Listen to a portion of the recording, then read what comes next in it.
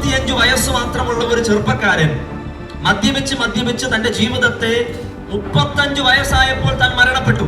അപ്പോൾ മരണപ്പെട്ടപ്പോൾ കൂടെയുള്ള ബാക്കിയുള്ളവർ വന്ന് എന്നോട് പറഞ്ഞ ഒരു വാക്കിങ്ങനെയാ: അതിനു മുൻപേ ആ മനുഷ്യന് പറഞ്ഞു മനസ്സിലാക്കിപ്പിച്ചു കൊടുക്കാൻ ആരെങ്കിലും ഉണ്ടായിരുന്നെങ്കിൽ 35 വയസ്സിൽ ഈ മനുഷ്യൻ മരണപ്പെട്ടു പോകത്തില്ലായിരുന്നു.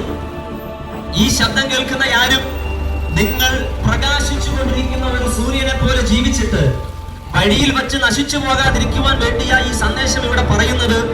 ലഹരിയുടെ ഉപയോഗം കാരണം നിങ്ങളാരും നിങ്ങളുടെ ജീവിതത്തെ പകുതി വഴിയിൽ വെച്ച് നശിപ്പിച്ച് കളയരുത്.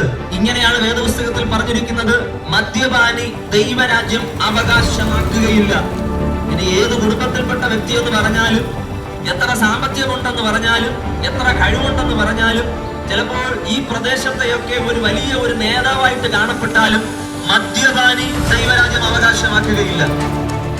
ബാക്കിയുള്ളവരൊക്കെ നിങ്ങൾ അംഗീകരിക്കുന്നു എന്ന് കരുതി നിങ്ങൾ മദ്യപിച്ച് ജീവിച്ചുകൊണ്ടിരിക്കുമ്പോൾ നിങ്ങളെ ദൈവം അംഗീകരിക്കുന്നു എന്ന് ചിന്തിക്കരുത്. ബാക്കിയുള്ളവരൊക്കെ നിങ്ങളെ നല്ലത് പറയുന്നു എന്ന് കരുതി നിങ്ങളെ കുറിച്ച് ദൈവവും നല്ലത് പറയുന്നു എന്ന് നിങ്ങൾ ആരും കണക്കാക്കരുത്.